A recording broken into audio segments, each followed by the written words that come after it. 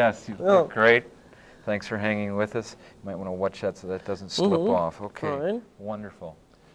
You want to give us a count, and we'll roll. 5, 4, 3, 2. We were talking about the seminar you led yesterday called The Fear of Food. Why do you think people in this country have a fear of food? That's what I'd really like to know.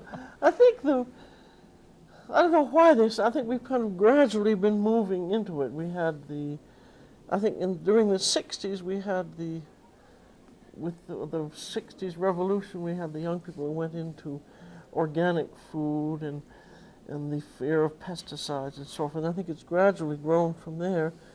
And then we had nutrition rearing its ugly head. And then we had all this talk about coronary heart disease. And then cholesterol, and I think cholesterol has been a very handy word, like no cholesterol bananas. And actually it turns out that cholesterol is only one and a rather minor factor among all the other things that can cause coronary heart disease. Among the two worst, I understand, are smoking and high blood pressure. And you, Julia, are not embarrassed one bit to use butter, cream, and salt in your cooking. But I very much agree with what the good nutritionists say is moderation in all things. And if you're moderate on everything, you don't have to worry about anything.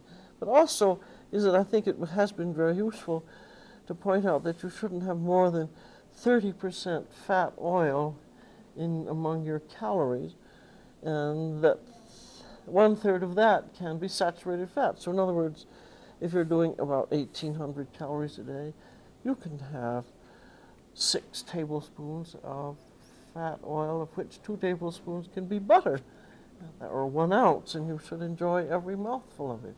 As a matter of fact, you should have it, or you won't be processing your vitamins. And I'm convinced that a nervous stomach is not going to digest things well, and that I think that you're infinitely worse off if you're afraid of your food than if you aren't. Well, the information on nutrition is perfectly available, but we seem to prefer listening to radio and television ads.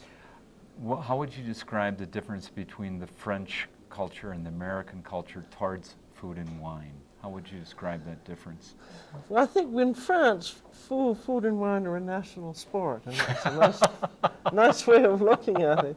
There's a very interesting article, which all of us foodies like very much, appeared recently, called The French Phenomenon. It appeared in a medical magazine. You probably read that, haven't you? That why is it that the French, in their wonderful food and wine, have far less coronary heart disease than we do? And they don't seem to have the fear that we do. But I don't think the French, on the whole, overeat. I think that very few people are like addicts, like alcoholics, overeat. But in general, they don't. And you don't see these grossly fat people in France that you do here. And the question is it because they drink wine, a moderate amount of wine with their meals? Or does the cheese have something to do? In other words, they have much less coronary heart disease, and I think we've all taken encouragement from that. But I think that all the key is moderation. Moderation. And a bit of everything. And you've got to know what your family medical history is. And you have to have the 4 food groups and watch your weight and exercise and enjoy yourself is the main thing. I think you hit it there. Enjoy yourself. No.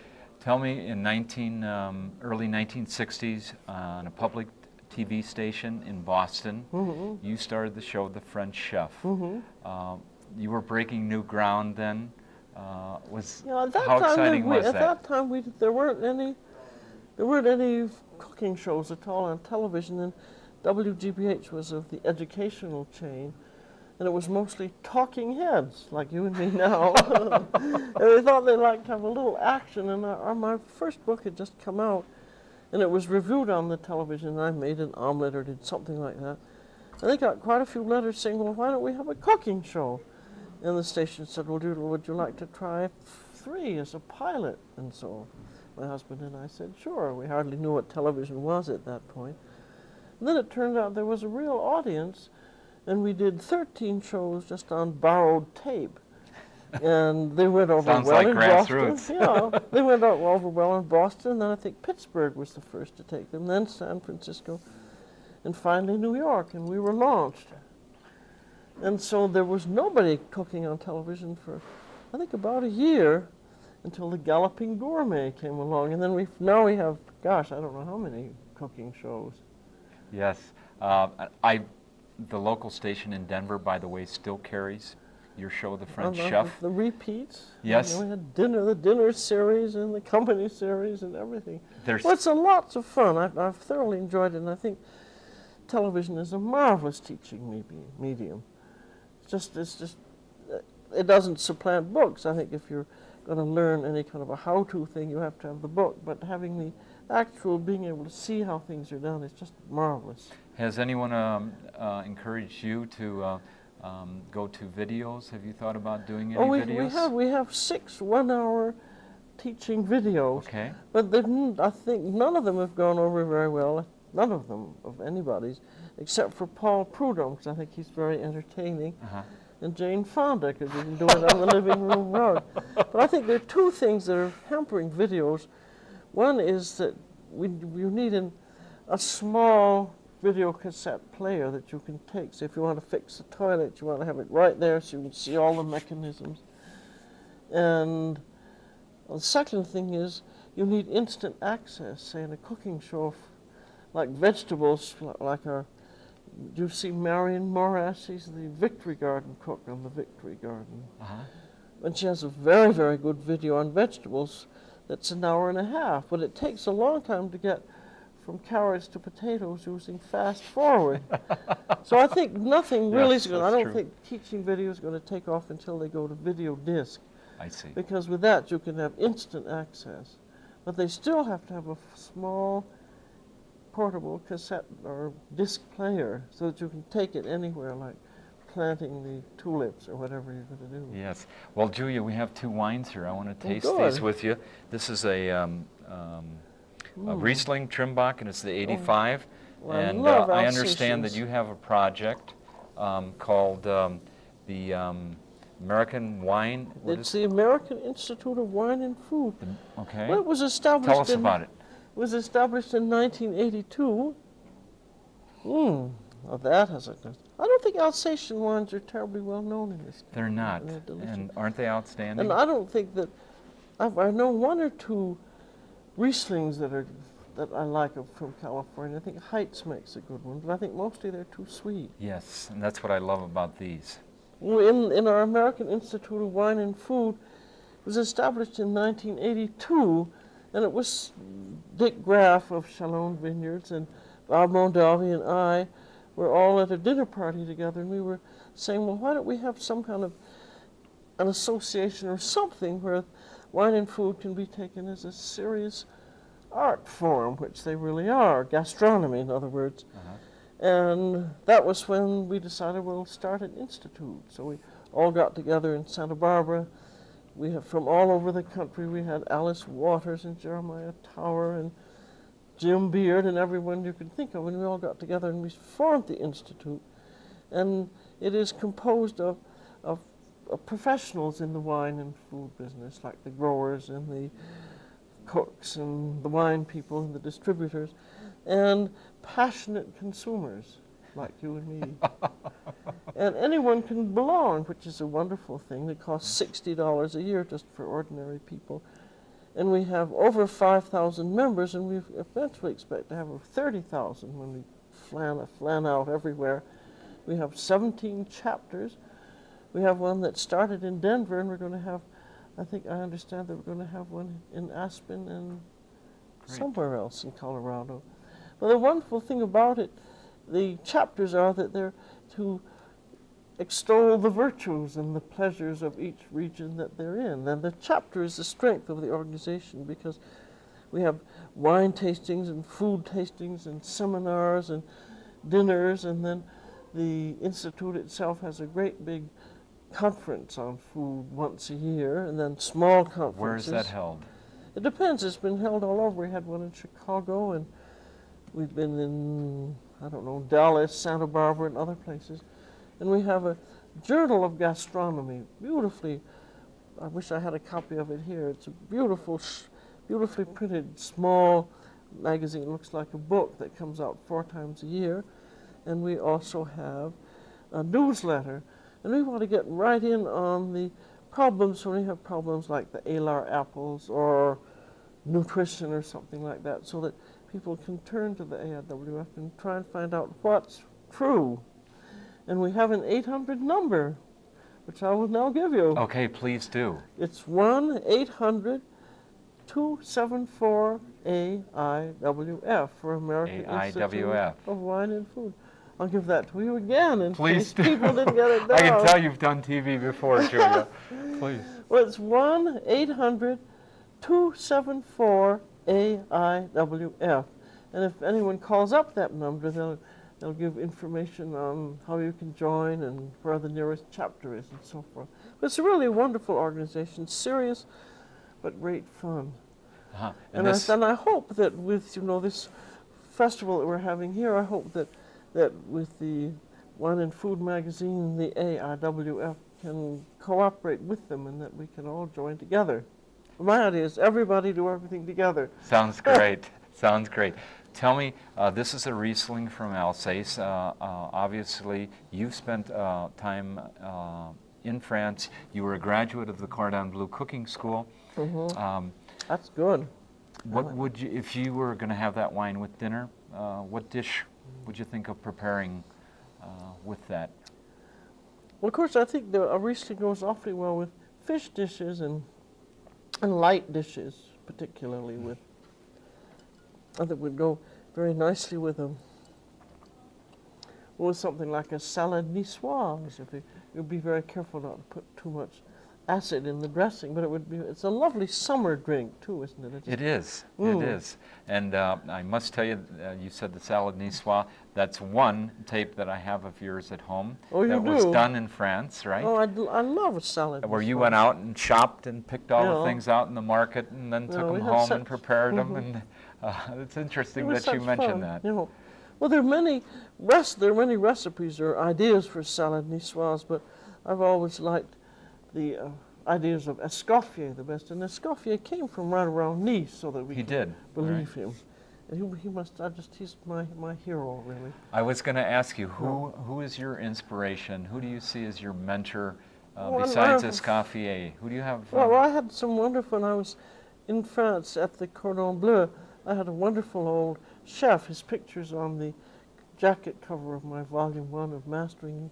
He has a big gray mustache and a floppy chef's hat, and he was just a wonderful teacher. He started out, when he was 12 years old, and he'd been in the transatlantic steamers. He'd worked in London with Escoffier, and then he had his own little restaurant. And after World War II, he was in his 70s, so he decided to teach. And he was a wonderful man. And then we had a pastry chef, Claude Tillemont, who had worked at the Café de Paris, and again, one of the great old practitioners of the good classic cuisine, of which there's nothing better. It's interesting to me, too, that no matter how trendy things become, the good old classic techniques still hold. That's one thing I wanted to ask you. Thank you for bringing that up. Try the Pinot Noir. Let's try the Pinot Noir. This is a Rodney Strong River East Vineyard, and this is an 85 vintage, Julia. And where's this from? This is from Sonoma County. I think this is delicious. I like it very much. Yes. The Nouvelle Cuisine, I think, in some ways, has gotten a bad rap because of small portions, but they did introduce things. No, it wasn't for that. I think it was wonderful, the Nouvelle Cuisine, when really fine, well-trained chefs did it, like Michel Garard. Then it was beautiful, but when you get somebody without the training who tries to mess around with that kind of food, it's a disaster. Inept nouvelle is what we call it. Inept nouvelle. Yeah. The idea of al dente Well, what do you think? This has a very, like a burgundy nose to it, doesn't it? Yes. Now, it smells the way it should, I think. Color is a little purplish. I don't know what that means. Yes, well, this one has been open for some time. This is an 85. Mm-hmm.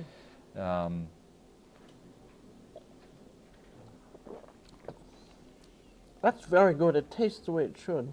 It tastes, because from Santa Barbara, I like the Santa Ynez County very much. I mean, the Santa Ynez Valley tastes as good as some of ours down there.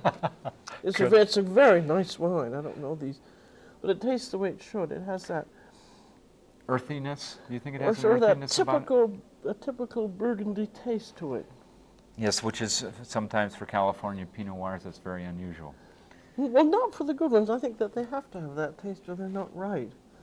At least I'm used to very good ones like Chalon and so forth. Yes. Tell me the idea of the Nouvelle Cuisine that brought in, say, the nice presentations and the al dente vegetables. Does Well, that... they're terrible, I think, the al dente vegetables. Okay.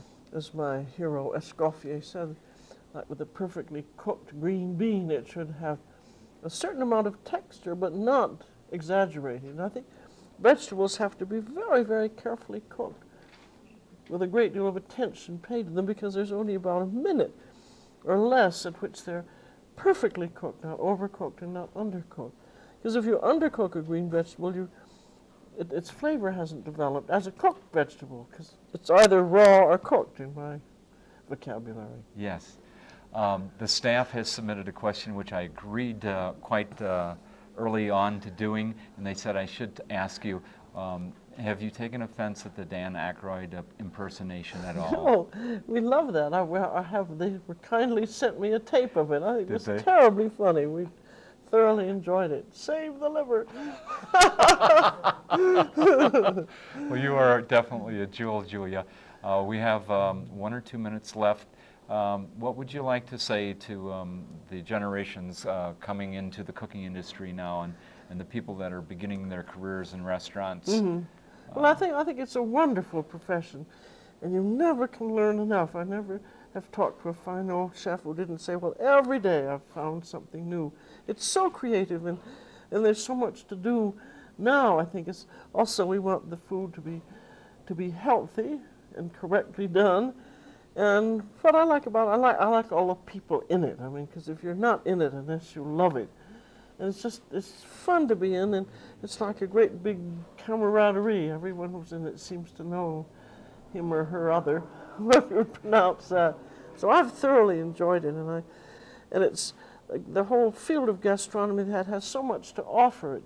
You have not only cooking, you have teaching, you have the food chemistry, and you have recipe development, and it just goes on, and it's also in interdisciplinary discipline, if you'd say that. Yes. So it has to do with sociology and geography and everything, but mainly it's just a fascinating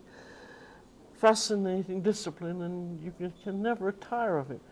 And I'm very much in favor of having the people who intend to be leaders in our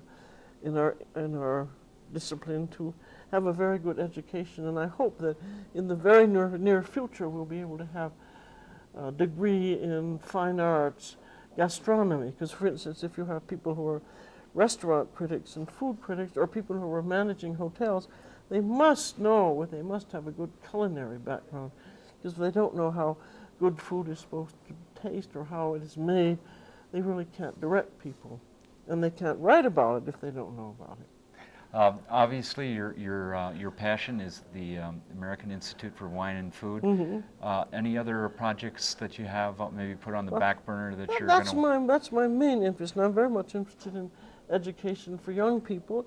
I'm tremendously interested in Planned Parenthood and good government and preservation of our land and of our food. Well, Julia, it's been such a delight having you. If they were going to make me king for 1 minute, I would make you the first night premier Grand Cru of cuisine in this country. That's lovely of you to say. Thank you so much. Would you sign off the show with the same sign-off that you did for your French chef show? I would you? say, here's to everybody, bon appétit.